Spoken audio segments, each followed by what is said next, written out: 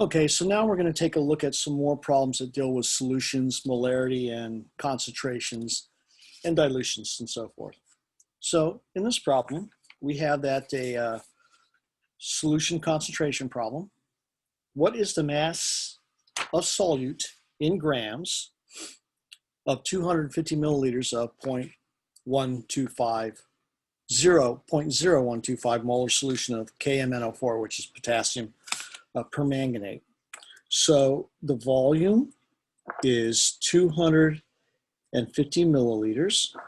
The concentration is 0.0125 molar KMnO4.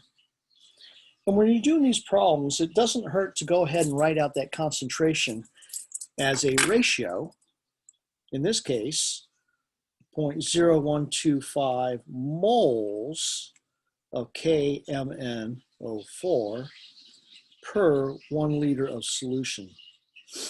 Now, there are many people who get lazy, and instead of writing moles here, they just write an uppercase M, and that is wrong because the uppercase M means moles per liter, and if you have an uppercase M here, this would be moles per liter, and that's wrong. Okay, so this is what we have here, and remember, we want to use this to get the mass of solute, grams of solute. So it seems to me that this is the volume and this is the concentration. I should be able to multiply those and get moles of solute. So I can take my volume times my C, and that'll get me moles. And then I need the molar mass, and I can get the grams of solute. So another thing here about the V, it's in milliliters, and I want liters, so I need to convert that to liters. So I'm going to take my 250 milliliters of solution, multiply by 1 liter of solution per 1,000 milliliters of solution. So this is one of those ratios that you should just memorize, 1 liter per 1,000 milliliters, because you're going to use it a lot with volumes. And then we're going to multiply by the concentration, 0.0125 moles of KMnO4 per 1 liter of solution, and then times grams of KMnO4 per 1 liter, or excuse me, per 1 mole of KMnO4. So all we have to do is figure out what the molar mass of potassium permanganate is. So a potassium is 39.10. That's a potassium. A manganese is 54.94. And 4 oxygens is 64.00. So we have these all up together. We get 4, 0, carry the 1, 18, carry the 1, and you get 15. So 158.04 grams. So we put this all together, and you can see that the milliliters cancel, the liters cancel, the moles cancel. We're going to be left with grams of potassium permanganate. And here we have 2 zig figs. This is infinite, 3 zig figs, and this is 5. We're going to end up with 2 significant figures. And since I'm estimating, this, I'm going to leave the 1,000 out for right now. This is about not 1/10, but 100th. So 100th of 158 is 1.58. So this is more than 100. So rather than call this 1.58, I'm going to call it 1.7 or something, or 1.8. So 1.8 times 250, how do we do that? Well, 1 times 250 is 250. 0.8 times 250 is close to 250, but we'll call it 200. So 250 plus 200 is what, 450? 450 divided by 1,000 gives me around 0.45 for the answer. So I'm hoping it's around 0.45. Let's see what happens with our calculator. 250 times 0.0125 times 158.04 divided by 1,000, and we get 0.49. 3, and we only get 2 zig figs, so I'm going to call it 0.49. So our estimate of 0.45 wasn't too far off. And there is your answer, and here's the work. Now, can you split this up? Sure. You could have done this separately, and then you could have done the C times V separately, and then you could have converted that separately. Not as elegant as doing it all at one shot. Okay, let's take a look at the next one here. What volume of 0.123 molar sodium hydroxide in milliliters contains 25.0 grams of sodium hydroxide?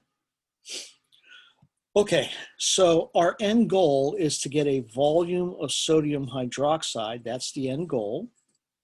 And since we are working with concentrations and volumes, I would imagine that if I have, let's see, well, I'm going to work it from this end, contains 25 grams. So we're going to start with 25.0 grams of sodium hydroxide. I imagine I can convert that into moles of sodium hydroxide. And then using the concentration, I can probably convert that into the volume of sodium hydroxide. Now, here, when I get the volume sodium hydroxide at first, using this concentration, it's going to be in liters, and then I'll have to convert to milliliters. So let's go ahead and start.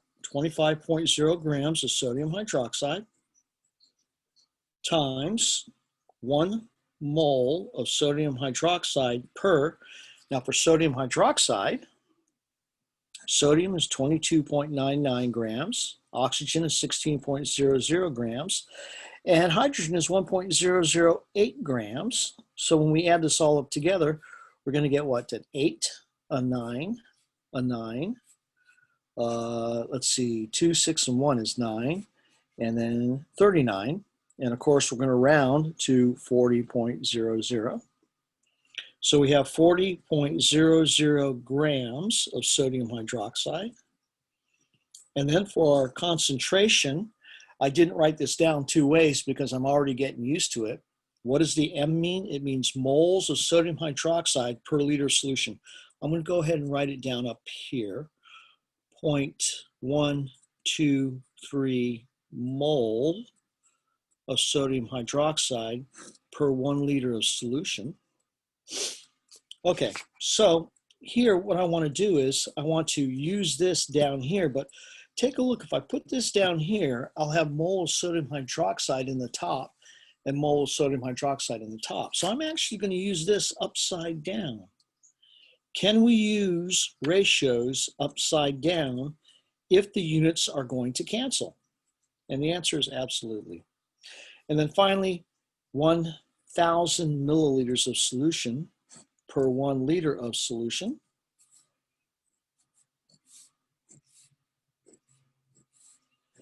And we get milliliters of solution. Now, 3 zig figs, 4 zig figs, 3 zig figs, infinity zig figs. How many do we get? 3. Now, estimating the answer, let's see, 25 over 40 is a little more than a half, right? And a little more than a half times 1,000 should give me 500, okay? Or a little more than 500, right? So I'm expecting a number anywhere, actually anywhere between 500 and 600. Okay, so 25 times 1,000 divided by 40. Oops, but I forgot one thing. I forgot to divide by a 1/10. So this is going to be a big number. And divided by 0.123. So we get 5,081. Okay, now how many zig figs are we allowed? We're allowed 3. So how do we write this with 3 significant figures? In this case, since they want milliliters, there's only one way to write this with 3 zig figs, and that would be this way. 5.08 times 10 to the third milliliters of solution. So let's recap. How do we put this into scientific notation? Well, first of all, it's bigger than 1. So the exponent is positive. We move the decimal over 1, 2, 3 places, so we get 10 to the third. And then we get 5.081 times 10 to the third. And we need to round this so it only has 3 significant figures. We keep the 5, the 0, and the 8. For the 8, we look to the right, we see it's a 1, and we round down. And there you go.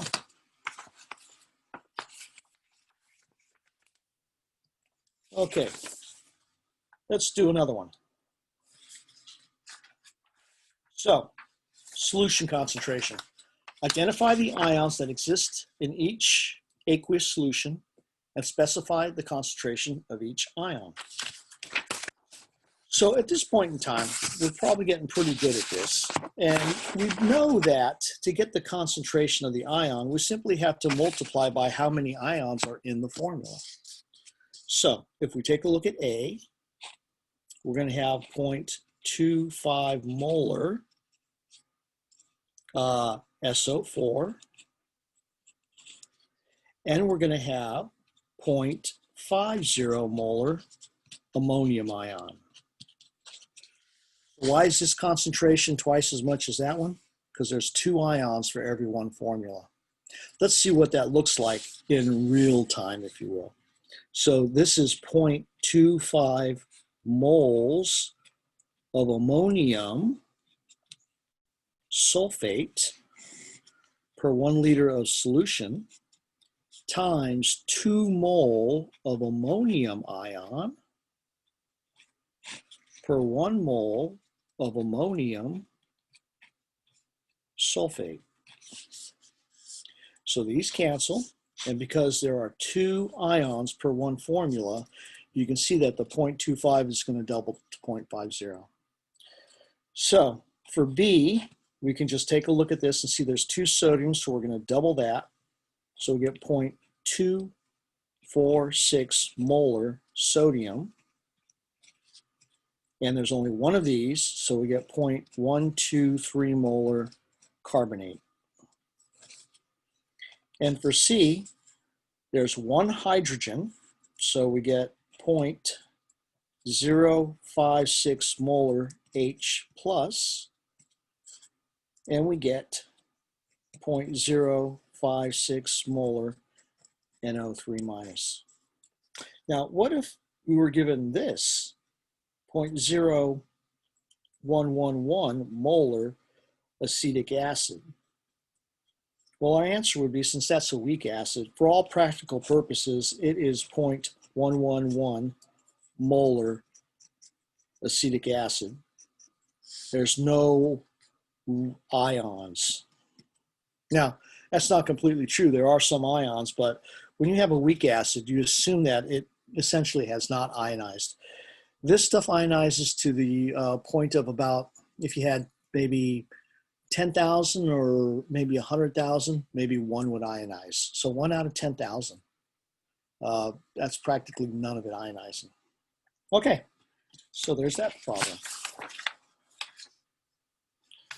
Let's take a look at this next one here. Preparing solutions. An experiment in your laboratory requires 500 milliliters of a 0.0200 molar solution of sodium carbonate. You are given solid sodium carbonate, distilled water, and a 500 milliliter volumetric flask. Describe how you would prepare the solution. Well, the first thing I would do is I would calculate the mass of sodium carbonate needed. Okay, and the mass, because we can't measure out the moles. We can calculate the moles, but that's not going to help us because there's no such thing as a mole balance. So here we're going to use C times V. So the C is 0.0200 moles of sodium carbonate per 1 liter of solution. So that's my C. C times V equals amount. And I'm going to multiply by V.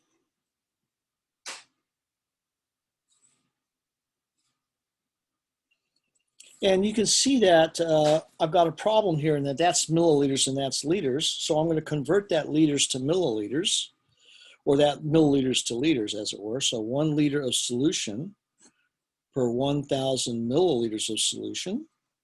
So you can see that the milliliters cancel, but so do the liters. And as far as the moles go, I want to get grams. I don't want moles, so I'm going to multiply by, for 1 mole of sodium carbonate, and I feel like we've done sodium carbonate before, so I'm going to do that quickly. It's 22.99 times 2 plus 12.01 plus 48. And we get 105.99 grams of sodium carbonate. And here, I'm going to do this estimating again. 500 over 1,000 is a half, right? 2 will go into 105 about 52 times. 52 times 0.02 is the same as 5.2 times 0.2. And 502 times 0.2 would be about 1. Okay? All right, so the answer should be about 1 here, gram of sodium carbonate, if I've done my estimating correctly. So 0.0200 times 500 times 105.99 divided by 1,000, and I get 1.0, and here it looks like 3 Zig Figs, so 1.06 grams of sodium carbonate. Now, you would think that we're done, but we're not. Describe how to prepare the solution. So that means we need to use some words. So I would say add 1.06 grams of sodium carbonate to the 500 milliliter volumetric flask. Add some water to dissolve. Once dissolved, add water to the 500 milliliter mark, and then mix. And this would be the real answer, but this shows you the work for how you got the 1.06 grams. Okay, let's take a look at the next one. So now we have preparing solutions. If you dilute 25 mils of 1.50 molar hydrochloric acid to 500 milliliters, what is the molar concentration of the dilute acid? So these words here are key, dilute. So remember, C1V1 is equal to C2V2. And here they want the molar concentration of the dilute acid, which means they want C2. So we get C2 is equal to C1V1 over V2. So let's make a little list so we can just do a little plug and chug. So C1 is going to be, before you dilute it, 1.50 molar hydrochloric acid. V1 is going to be the 25 milliliters. C2 is what we want. And V2 is going to be the 500.0 milliliters. Oh, 500 point, not 500.0. Now, your V2 should always be bigger than your V1, so that's the case here. And here, our C2 should be smaller than C1 when we're done. And let's find out. 1.50 molar HCl. V1 is 250.0 milliliters. 500 milliliters. We have 3 significant figures in each of the beginning numbers. So when we're done, we should have 3 significant figures. And here, 1.5 times 25 is around 40. 40 divided by 500 is a little less than a tenth. So I expect the answer to be around 0.09 or 0.08, something like that. So let's give it a try and see. 1.5 times 25 divided by 500, and we get 0.075. Now we need 3 significant figures, and this only has 2. So my calculator doesn't have a number after the 5, so what do? Well, if my calculator doesn't put a number after the 5, it's because there's a 0 there. So I'm going to put a 0 there, and that would be molar HCl, and that is the final concentration. These milliliters cancel. Okay, so what is the molar concentration of the dilute acid? 0.0750 molar HCl.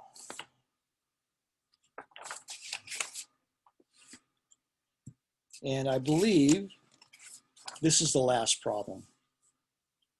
Which of the following methods would you use to prepare 1 liter of 0.125 molar H2SO4? Dilute 20.8 milliliters of 6.0 molar H2SO4 to a volume of 1 liter. Well, that sounds like a dilution problem. So that's a C1V1 is equal to C2V2. And in this case, C1 is going to be 6.00 molar H2SO4. V1 is 20.8 milliliters. C2 is what we want. And V2 is 1.00 liters, which I'm going to multiply by 1,000 milliliters per 1 liter, which makes it 1,000 milliliters.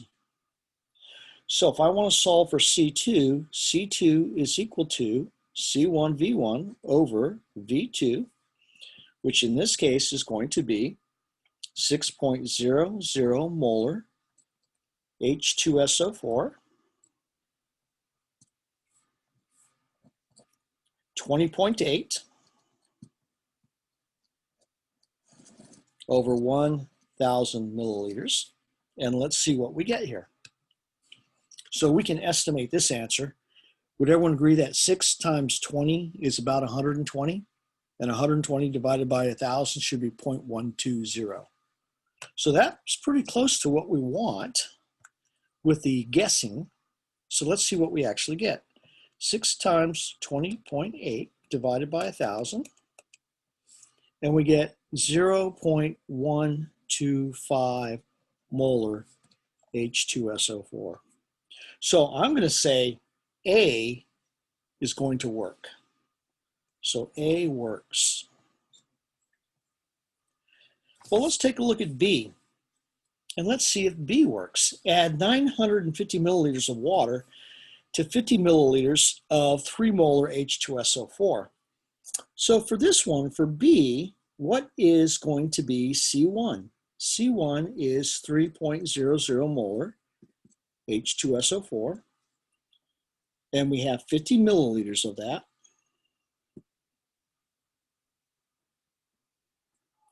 Now, what is C2? That's what we want. And what is V2? Well, a mistake would be to say that V2 is 950 milliliters. And with this type of concentration, chances are the 950 and the 50 do add up pretty close to 1,000. So V2 is 1,000 milliliters.